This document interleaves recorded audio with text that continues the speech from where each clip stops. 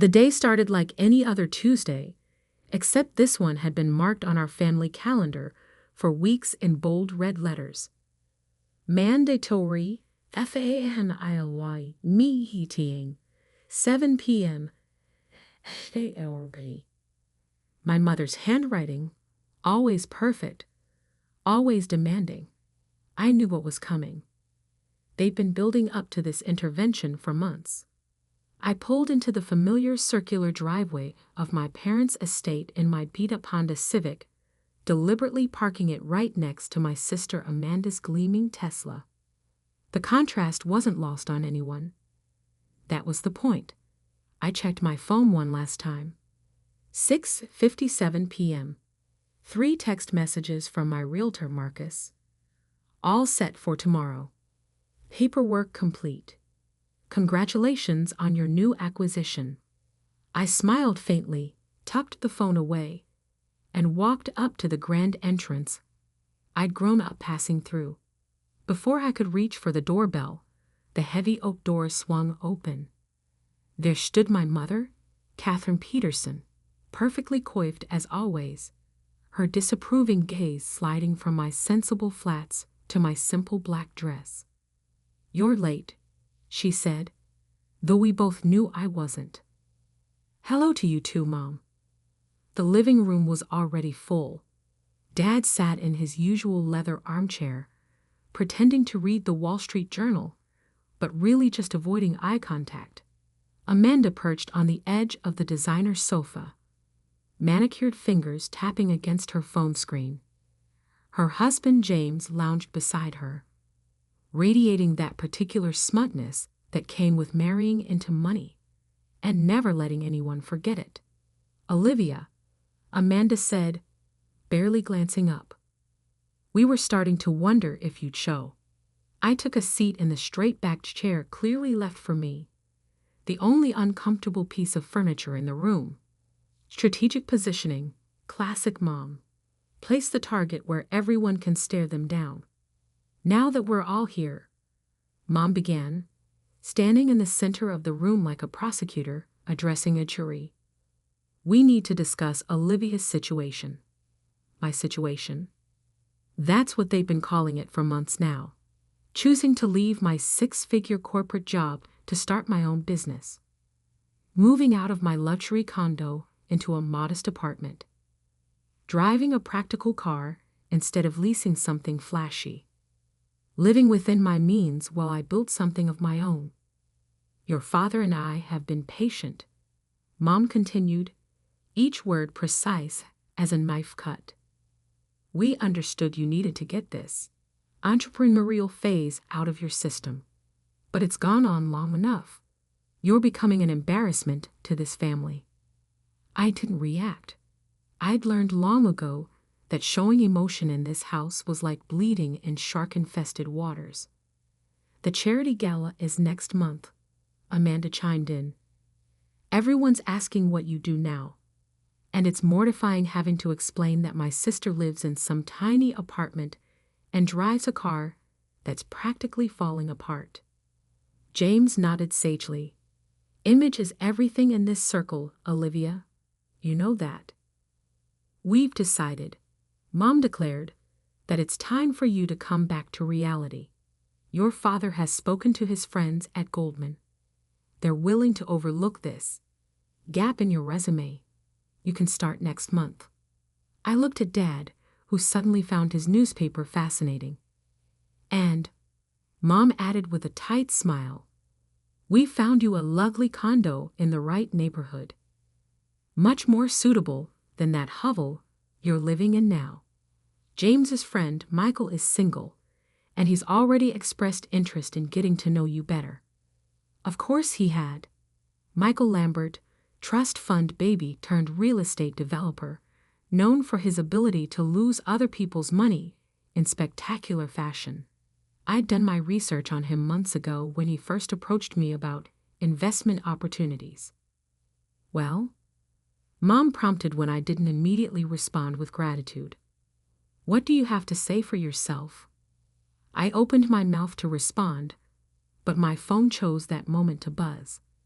The caller ID read, Marcus Reynolds. Perfect timing. Excuse me, I said politely. I need to take this.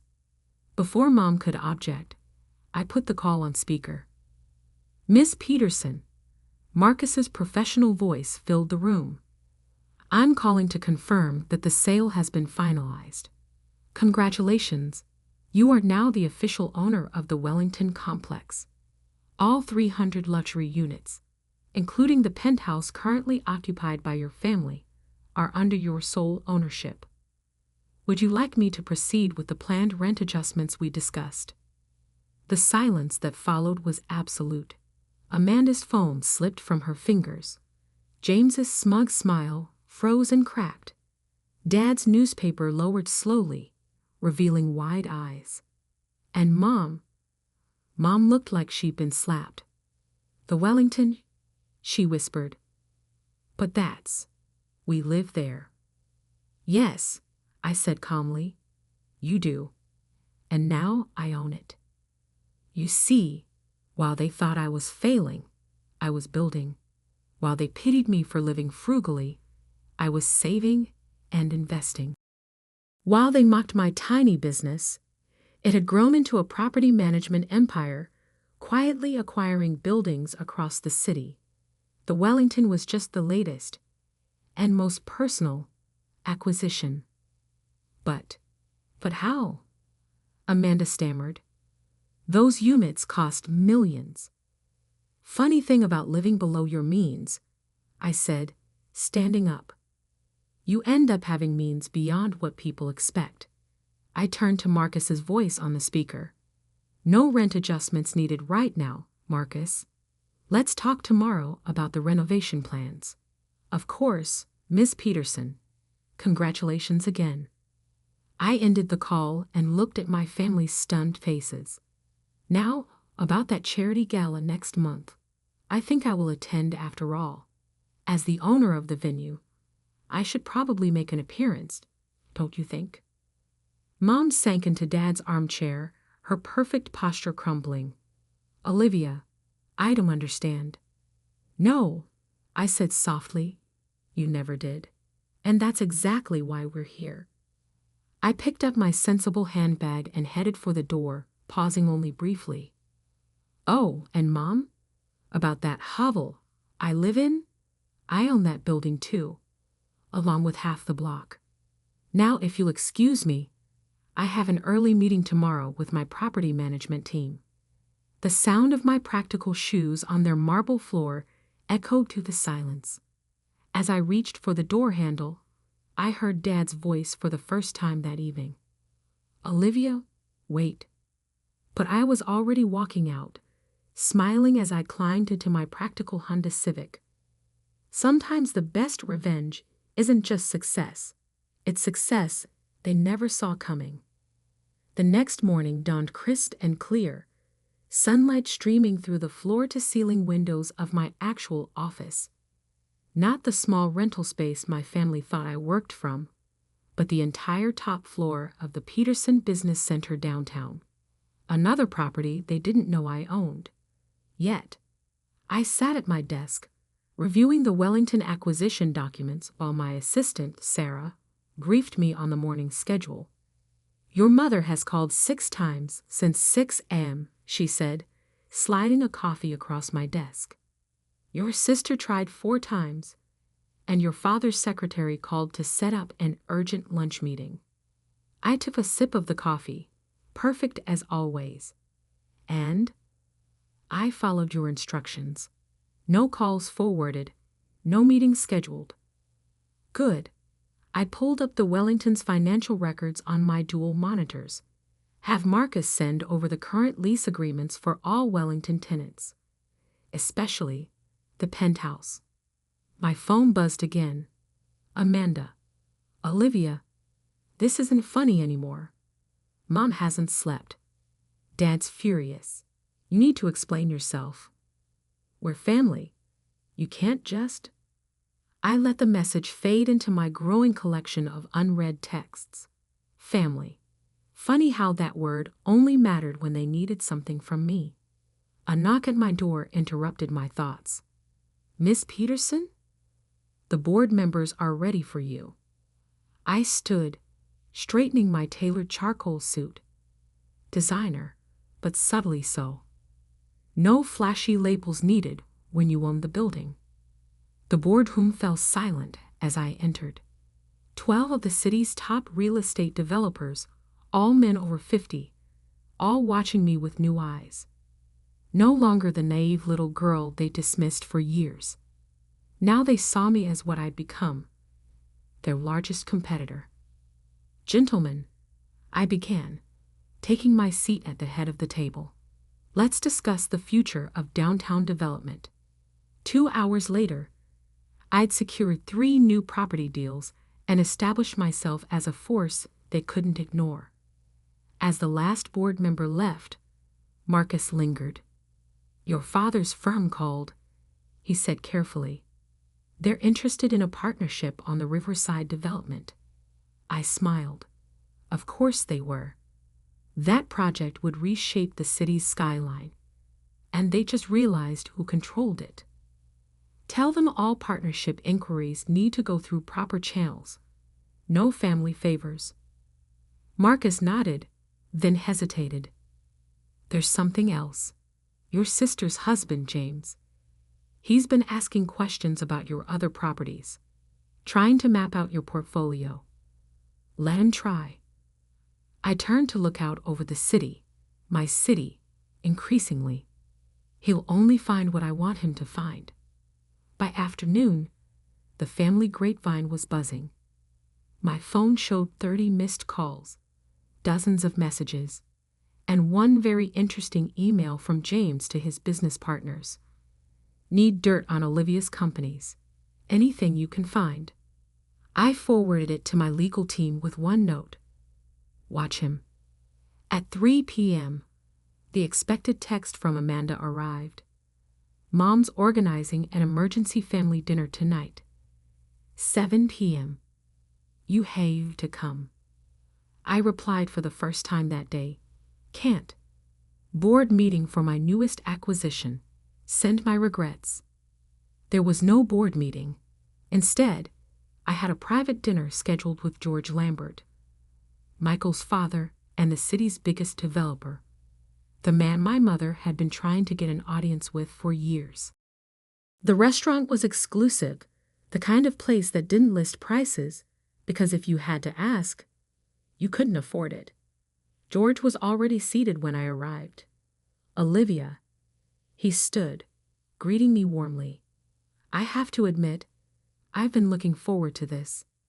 Not often someone builds an empire right under my nose without me noticing. I took my seat, accepting the wine list from the sommelier. Sometimes the best moves are the quiet ones. Indeed, he studied me thoughtfully. Your family seems quite surprised by your success. My son Michael was particularly interested in understanding how you managed it. Was he? I selected a wine, handed the list back. And here I thought he was only interested in losing other people's money in questionable developments. George laughed. Actually laughed. Sharp tone to match that sharp mind. You know he's not used to being turned down. He's not used to a lot of things, like due diligence or profitable investments. The wine arrived, deep red and perfect. George raised his glass. To new partnerships? I met his eyes. That depends. Are you ready to discuss the Marina District project? His eyebrows rose. He'd kept that project under wraps for months. How did you? I make it my business to know things, Mr. Lambert. Like the fact that you're struggling to find financing since the environmental survey came back. I have a solution, if you're interested. For the next 2 hours, we talked business. Real business, not the social climbing my family thought I'd abandoned my career for. By dessert, we'd outlined a partnership that would transform the city's waterfront and make us both considerably richer. As we wrapped up, George's phone buzzed. He glanced at it and chuckled. Your mother just invited me to dinner next week. Quite insistent about it. Let me guess. She mentioned her talented daughter would be there. Actually, she mentioned your sister, Amanda. Something about her brilliant investment strategies. I couldn't help but laugh. Mom was still playing matchmaker, still pushing Amanda forward as the family success story. She hadn't realized the game had changed. Give her my regrets, I said, standing. I'll be in Singapore next week, closing a deal. George stood as well, extending his hand. You know, Olivia, I've been in this business 30 years. Made my fortune the old-fashioned way. Family money and connections. But you? You built this yourself, in secret, while your own family underestimated you. That's remarkable. I shook his hand firmly.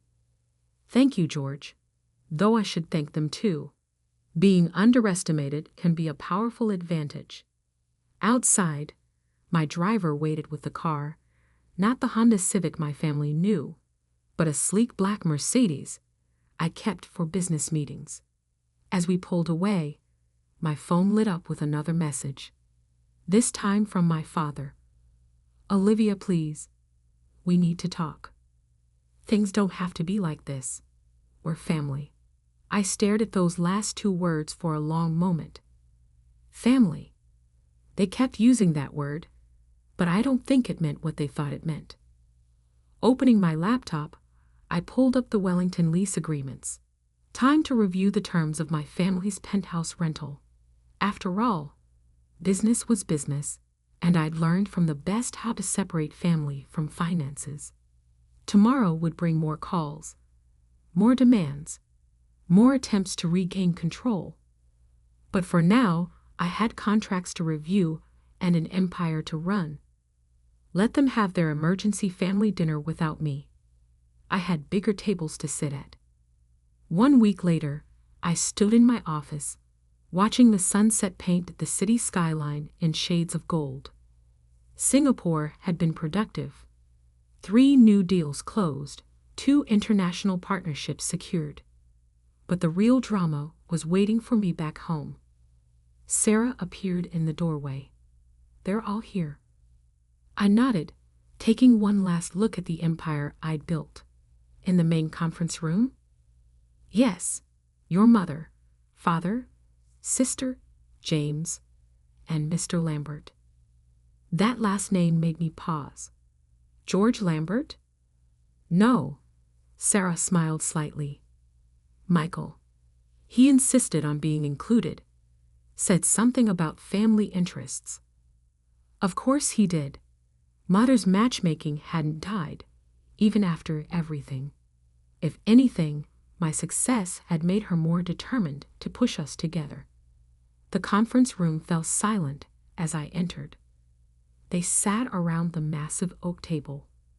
Mother in her perfect Channel suit, Dad looking tired but determined, Amanda clutching James's arm like a lifeline, and Michael Lambert, trying to project confidence he didn't have. Thank you all for coming, I said, taking my seat at the head of the table. I understand you have concerns. Mother spoke first, her voice tight. Concerns? You disappear for a week, ignore our calls, and now we find out you're partnering with George Lambert on the Marina project. This isn't like you, Olivia. I raised an eyebrow. Actually, Mother, this is exactly like me. You just never bothered to notice. Now see here, James leaned forward, all false authority. We've been looking into your companies. The structures are unnecessarily complex. Multiple holding companies, offshore accounts. What are you hiding? Nothing, I said calmly. I just learned early on to protect my interests. Speaking of which, I pressed a button on the intercom. Sarah, please send in the auditors. The door opened, and 2 men in suits entered, carrying thick folders. James's face went pale. What is this? He demanded. An audit, James, of all attempts to access my company records in the past week, including your rather clumsy efforts to hack into our servers. I opened one of the folders. Section 47B of your Wellington lease agreement specifically prohibits corporate espionage against the building owner. That would be me. Amanda gasped. James, what did you do? Nothing illegal, he protested. I was protecting our family interests. Your family interests? I smiled coldly. Or your hidden debts? Yes, James, I know about those too. The gambling losses, the failed investments, the money you've been siphoning from Amanda's trust fund. Amanda turned to him, face shocked. What is she talking about? Don't listen to her. James stood up, pointing at me. She's trying to turn us against each other. She's just jealous because she had to scratch and claw her way up while you what? I cut in. While you lost millions? While you lived off my sister's money? Please, continue. Mother intervened. Olivia, stop this. We're family. Whatever James has done. Family? I've opened another folder. Like when you tried to pressure the Wellington's management company to break their contract with me once you realized I was the buyer. Or when you called George Lambert to warn him against partnering with me. Dad finally spoke up. We were protecting you. You don't understand the business world. No, Dad, you don't understand. Not anymore. I stood, walking to the window. While you were all playing social games, I was building something real. Every property you thought was out of your reach, I own it. Every deal you couldn't close, I funded it. Every client you lost, they came to me. Michael Lambert chose that moment to speak. This is why you should have partnered with me when you had the chance. Together, we could. Could what? I turned back to face them. Lose money like you always do. Tell me, Michael, does your father know you're here? Does he know you're trying to interfere with our marina project deal? His face reddened. My father doesn't control me. No, but I could. One phone call about your attempted corporate espionage, and your family would cut you off completely. Shall I make that call? He fell silent. I pressed another button, and a screen descended from the ceiling. Let me show you something. Images appeared. Properties, developments, financial charts. This is what I've built. Not through family connections or inherited wealth, but through work. Real work. The numbers were staggering. Even Mother looked shocked. The Wellington? I continued. That was just the beginning. I own half the commercial real estate in the business district. 3 luxury residential complexes. The new downtown development project. And yes, the marina project with George Lambert. But why keep it secret? Amanda asked quietly. Why let us think you were struggling? I looked at my sister. Really looked at her. Behind the designer clothes and perfect makeup, I saw something new. Fear. Not of me, but of her own situation. Because, Amanda, you all needed to see something. Not just my success, but your own prejudices. How quickly you dismissed me. How easily you believed I was failing just because I wasn't living by your rules. I sat back down, opening one final folder. Now we have decisions to make. First, the Wellington. Your leases are up for renewal next month. James's corporate espionage voids his automatically, but the rest of you? You wouldn't evict your own family, Mother said, but her voice wavered. No, I agreed. I wouldn't. Instead, I'm offering you a choice. I slid documents across the table. New leases, fair market rate. No special treatment, no family discounts, Or what? Dad asked. Or you start treating me like family. Real family.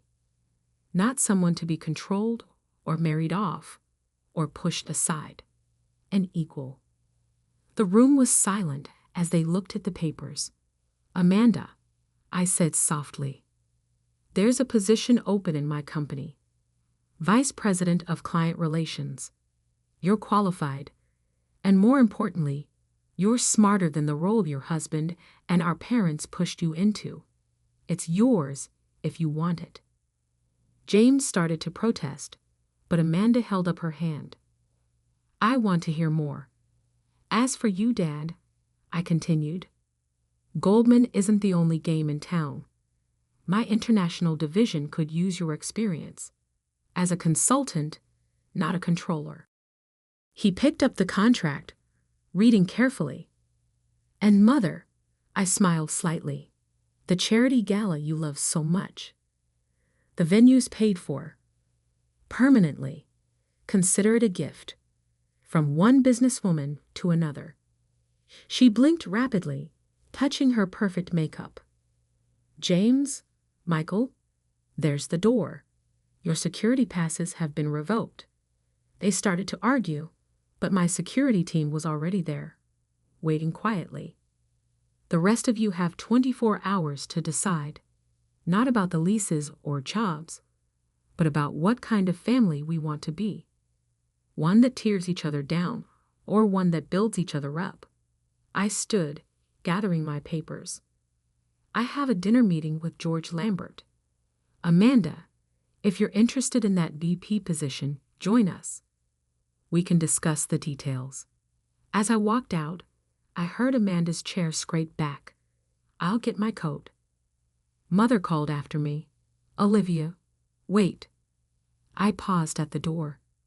Yes. The Honda Civic. Was that just for show too? I smiled. No, Mother. That's my car. Because success isn't about what you drive or where you live. It's about what you build. I checked my watch. Now, if you'll excuse me, I have an empire to run. The next morning, I arrived early at my office. Sarah met me with coffee and updates. Amanda accepted the position. Your father's reviewing the consulting contract. And your mother? Yes, she's in the lobby. Says she wants to learn. Really learn, this time. I looked out at my city, thinking about family power and the quiet strength it takes to succeed on your own terms. Send her up, I said. It's time for some real family business. Sometimes the biggest victories aren't in what you own, but in what you change. And as I watched the sun rise over my city, I knew the real work, the work of rebuilding my family into something stronger, was just beginning. But this time, we built it together, on my terms.